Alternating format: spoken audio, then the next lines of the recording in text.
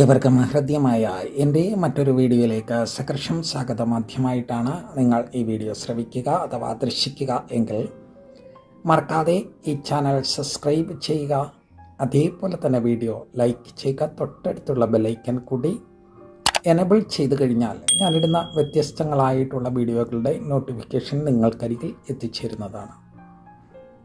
മറക്കാതെ ശ്രദ്ധയോടുകൂടി ആചരിക്കും എന്നുള്ള ശുഭാപ്തി വിശ്വാസത്തോടുകൂടി ഇന്നത്തെ പ്രതിപാദ്യ ചിന്തനത്തിലേക്ക് ചരിക്കുകയാണ്. അന്നേരം ഏവരും വീഡിയോ സ്കിപ്പ് ചെയ്യാതെ മുഴുവനായും ശ്രവിച്ചു വേണം ഈ വൃദ്ധ അനുഷ്ഠാനം ശ്രദ്ധേയമാക്കുവാൻ. നല്ലതുപോലെ ശ്രദ്ധിക്കുക. പരമമായിട്ടുള്ള ഭക്തി ഉളവായാൽ മാത്രമേ മർത്യജന്മം സുഗമമാകുകയുള്ളൂ. അതിന് ഋഷിപ്രോക്തമായ അനേക അനുഷ്ഠാനങ്ങൾ ഹൈന്ദവ ശാസ്ത്ര വിധിപ്രകാരം പറഞ്ഞിരിക്കുന്നു. അതിൽ ഏറ്റവും പ്രാധാന്യമുള്ള ഒരു വൃദ്ധാനുഷ്ഠാനമാണ് ധനുമാസത്തിൽ ആചരിച്ചു വരുന്ന തിരുവാതിര. ധനുമാസത്തിലെ തിരുവാതിര വ്രതം എന്ന് പറയുമ്പോൾ ഭഗവാന്റെ മഹാദേവൻ്റെ ജന്മദിനമായിട്ടാണ് ശാസ്ത്രം അനുമാനിക്കുന്നത്. അതുകൂടാതെ തന്നെ ഭഗവാൻ പരമേശ്വരി സ്വരൂപമായിരിക്കുന്ന പാർവതീദേവിയെ പാണിഗ്രഹണം ചെയ്യണതും ഈ ദിനഭാവത്തിൽ ആണ് എന്നാണ് മറ്റൊരു ശാസ്ത്രഗതി വിശകലനം ചെയ്യണത്. തരം തിരുവാതിര വ്രതം എങ്ങനെ അനുഷ്ഠിക്കാം എന്നുള്ള വസ്തുതയെക്കുറിച്ചാണ് പ്രതിപാദ്യം. അങ്ങനെ ശ്രദ്ധയോടുകൂടി ശ്രവിക്കുക. വ്രതാനുഷ്ഠാനങ്ങളിൽ അതീവ പ്രാധാന്യമുള്ള ഒരു നിഷ്ഠയാണ് തിരുവാതിര വ്രതം എന്നുള്ളത്. പണ്ടുള്ള കാലങ്ങളിലൊക്കെ യഥേഷ്ടം ഗ്രഹങ്ങളിൽ ഇത് അനുഷ്ഠിച്ചു പോന്നിരുന്നു. ശിവക്ഷേത്ര ദർശനങ്ങൾ, ദേവീക്ഷേത്ര ദർശനങ്ങൾ, അതോടൊപ്പം ഗ്രഹത്തിൽ നല്ല രീതിയിലുള്ള തിരുവാതിര കളിയും, എട്ടങ്ങാടി, അത് ഈ പരമപ്രധാനമായിട്ടുള്ള പുഴുക്ക്. എട്ടങ്ങാടി എന്ന് പറയുമ്പം പല ദേശഭാവങ്ങളിൽ പല പേരുകളാണ് നിലനിൽക്കുന്നത്. അത് നല്ല പുഴുക്ക്, ഇതൊക്കെ ഇങ്ങോട്ട് ധന്യമാക്കിയാണ് തിരുവാതിര വ്രതം അനുഷ്ഠിച്ചിരുന്നത്. ഇന്ന് അതൊക്കെ മാറി വ്യത്യസ്തമായിട്ടുള്ള ഇലക്ട്രോണിക് യുഗം വന്നതോടുകൂടി അതിൻ്റെ എല്ലാം കാര്യങ്ങൾ നമ്മൾ മാധ്യമങ്ങളിലൂടെ ദർശിച്ച് മുഗ്ധരാകുകയാണ്. അന്നേരം എങ്ങനെയാണ് നമ്മൾ തിരുവാതിര വ്രതം അനുഷ്ഠിക്കേണ്ടുന്നത്?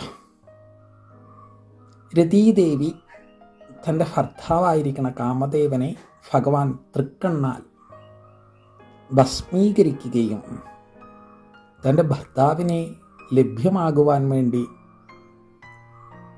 മഹാദേവ പ്രീത്യർത്ഥം അനുഷ്ഠിച്ച കർമ്മത്തിൻ്റെ ഫലമായി ഭഗവാൻ മകീരം നക്ഷത്രത്തിൽ കാമദേവന് പുനർജന്മം കൊടുക്കുകയും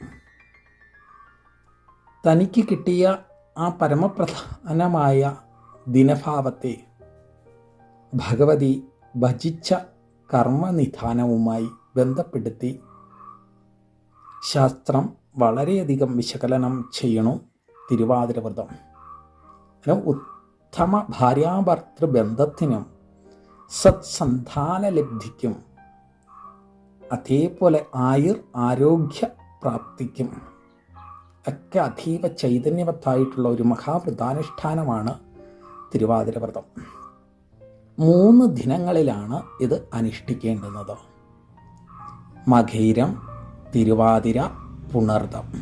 അങ്ങനെ മകയിരം, തിരുവാതിര, പുണർദം എന്നീ 3 ദിനങ്ങളിൽ ആണ് ഇത് അനുഷ്ഠിക്കേണ്ടുന്നത്.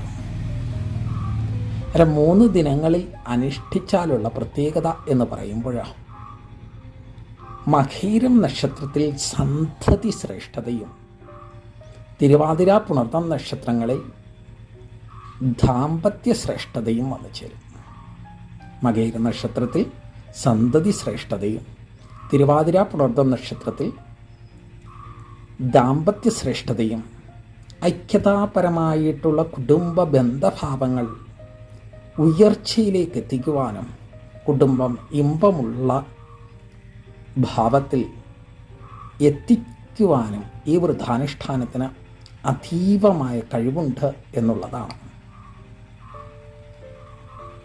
പരമപ്രധാനമായ തിരുവാതിര വ്രതം മകയിരം നക്ഷത്രം ഈ വർഷത്തെ മകയിരം നക്ഷത്രം വരുന്നത് 2025 12-ാം തീയതി ഞായറാഴ്ചയാണ്. ഞായറാഴ്ച പ്രഭാതകാലത്തിൽ നമ്മൾ തുടങ്ങണമെന്നാണ്. 7:30 വെളുപ്പിനെ തുടങ്ങണം വ്രതാനുഷ്ഠാനം എന്നാണ്. 7:30 വെളുപ്പിനെ തുടങ്ങി ഒരു നേരം മാത്രം അരിയാഹാരം, അത് സന്ധ്യാകാലത്തിലാകുന്നത് ഉത്തമം. പിന്നെ ഓരോരുത്തരും ഓരോ ദേശങ്ങളിൽ ഓരോ സമയഭാവങ്ങളിൽ അനുഷ്ഠിച്ചു പോകണം. ഏറ്റവും പ്രാതിനിധ്യം സന്ധ്യാവേളയിലാണ്. സന്ധ്യാനാമ പ്രാർത്ഥനകളെല്ലാം കഴിഞ്ഞ് പച്ചരി വറ്റിച്ച് അതീവ പ്രാധാന്യമായിട്ടുള്ള ഭഗവതി പാർവതീദേവിയെ മനസ്സിൽ വിചാരിച്ചുകൊണ്ട് ശ്രേഷ്ഠമായിട്ട് ആ ഭക്ഷണം പ്രസാദമായി അന്നപൂർണേ സദാപൂർണേ ശങ്കരപ്രാണവല്ലഭേ ജ്ഞാന വൈരാഗ്യ സിദ്ധ്യർത്ഥം ഭിക്ഷാം ദേഹീം ച പാർവതി എന്നുച്ചരിച്ച് 3 പ്രാവശ്യം ജലം തളിച്ച് ഈ അന്നം എനിക്ക് പ്രസാദമായി ആരോഗ്യമായി എൻ്റെ ശരീരത്തിൽ ജ്ഞാന ദീപപ്രകാശങ്ങളെ ചൊരിയണമേ എന്നുള്ള പ്രാർത്ഥനയോടുകൂടി അനുഷ്ഠിക്കുക. തൊട്ടടുക്കലുള്ള തിരുവാതിര ദിനഭാവത്തിൽ പൂർണ്ണമായിട്ടും കഠിന വ്രതമായിരിക്കണം. പ്രഭാതകാലം മുതൽ അനുഷ്ഠിക്കേണ്ടുന്നത് അരിയാഹാരങ്ങൾ പരിപൂർണമായും ഉപേക്ഷിച്ച് ജലപാനത്തിലൂടെ മുന്നോട്ട് യാത്ര ചെയ്ത് ഏകദേശം സന്ധ്യാവന്ദനാദി കർമ്മങ്ങൾ അനുഷ്ഠിക്കുന്ന സമയത്ത് അതീവ ശ്രദ്ധേയമായിട്ടുള്ള ദശപുഷ്പങ്ങൾ, പൂവാങ്കുറുന്തൽ, മുയൽ ചെവിയൻ, കറുക, കുഞ്ഞുണ്ണി അല്ലെങ്കിൽ കയ്യൂന്നി, നിലപ്പന, വിഷ്ണുക്രാന്തി, ചെറുള, തിരുതാളി, ഉഴിഞ്ഞ, മുക്കുറ്റി തുടങ്ങിയ ദശപുഷ്പങ്ങളാണ് നല്ല ഭാവത്തിൽ മാലയാക്കി കെട്ടി മുഠിയിൽ ചൂടി വ്രതാനുഷ്ഠാന ഭാവം അതീവ ശ്രദ്ധയോടുകൂടി 1008 അല്ലെങ്കിൽ നമുക്ക് എത്ര അനുഷ്ഠിക്കാവോ, ഓം ഉമാമഹേശ്വരായ നമ, ഓം പാർവതീവല്ലഭായ നമ, ഓം ഹ്രീം നമ ശിവായ, ഓം നമോ സദാശിവായ എന്നുച്ചരിച്ചുകൊണ്ട് ഇതിലേതെങ്കിലും ഒരു മന്ത്രം, ഏത് എന്ന് ഞാൻ പറയണില്ല, ഏതെങ്കിലും ഒരു മന്ത്രം കൃത്യമായി അനുഷ്ഠിച്ച് തിരുവാതിര എന്ന ആ കർമ്മം നമ്മളുടെ ഗ്രഹത്തിൽ നമ്മളിപ്പോൾ ഒറ്റയായിട്ട് ജീവിക്കുമ്പോൾ നടത്തുവാൻ സാധിക്കുകയില്ല. അന്നേരം അതിന് പകരമായിട്ട് വീടിൻ്റെ എല്ലാ ഭാവങ്ങളിലും ചട്ടിവിളക്ക് തെളിയിച്ച് ഭക്തിപൂരിതമാക്കണം. എന്നാൽ ശ്രദ്ധയോടുകൂടി വേണം ഇത് അനുഷ്ഠിക്കുവാൻ. അങ്ങനെ പ്രഭാതകാലങ്ങളിൽ ഭഗവാന്റെ ശിവക്ഷേത്ര ദർശനങ്ങൾ അല്ലെങ്കിൽ ഭഗവതിയുടെ ദേവീക്ഷേത്ര ദർശനങ്ങൾ ഒക്കെ അനുഷ്ഠിക്കുക. മറ്റ് ദ്രവ്യങ്ങൾ എന്ന് വെച്ച് കഴിഞ്ഞാൽ നമ്മളുടെ ശരീരത്തിനെ അഡിക്റ്റാക്കണ മദ്യം, മാംസം, ലഹരി പോലെയുള്ള എല്ലാം വർജിച്ചുകൊണ്ട് സ്ത്രീ പുരുഷ ഭേദമന്യേ ഇത് അനുഷ്ഠിക്കാം. അല്ല, സ്ത്രീ പുരുഷ ഭേദമന്യേ തന്നെ അനുഷ്ഠിക്കാമെന്ന് പറയുന്നത് ഇത് സ്ത്രീകൾക്ക് മാത്രമായിട്ടുള്ളതല്ല, പിന്നെയോ പുരുഷന്മാർക്കും പ്രാപ്യമായിട്ടുള്ളതാണ്. ശ്രദ്ധയോടുകൂടി അനുഷ്ഠിച്ചു കഴിഞ്ഞാൽ ഒരു വിധാനത്തിലല്ല, പല വിധാനത്തിൽ നമുക്ക് ശ്രേഷ്ഠത കൈവന്നു ചേരും. പൂവാങ്കുറുന്തൽ എന്ന് പറയുന്നത് ബ്രഹ്മദേവനാണ്. മുയൽ ചെവിയൻ കാമദേവനും, കറുക സൂര്യൻ, കുഞ്ഞുണ്ണി അഥവാ കയ്യോന്നി ലക്ഷ്മി ദേവി, നിലപ്പന മഹാദേവൻ, ചെറുള യമൻ, അതേപോലെ തിരുതാളി ശ്രീകൃഷ്ണൻ, ഒഴിഞ്ഞ ഭൂമി മുക്കൂറ്റി പാർവതി. ഇതിനെല്ലാം ഈ ദേവതകളുടെ സാന്നിധ്യം നമ്മളിൽ വന്നു ചേരും. ആയതുവഴി ആയുസ്, ആരോഗ്യം, ജ്ഞാനം, കലകൾ, ധനം, എല്ലാ വിധാനത്തിലുള്ള ശ്രേഷ്ഠതയും അഷ്ട ഐശ്വര്യങ്ങളും അതേപോലെ ആരോഗ്യവും ഉത്തമമായിട്ട് വന്നു ചേരും. ശ്രദ്ധയോടുകൂടി അനുഷ്ഠിക്കുക. ഇനി പുണർദം നക്ഷത്ര ദിനഭാവത്തിലാണ്. ഇതേപോലെ 7:30 വെളുപ്പിനെ എണീറ്റ് അതിന് പൂജാമുറിയൊക്കെ ശുദ്ധമായിരിക്കണം.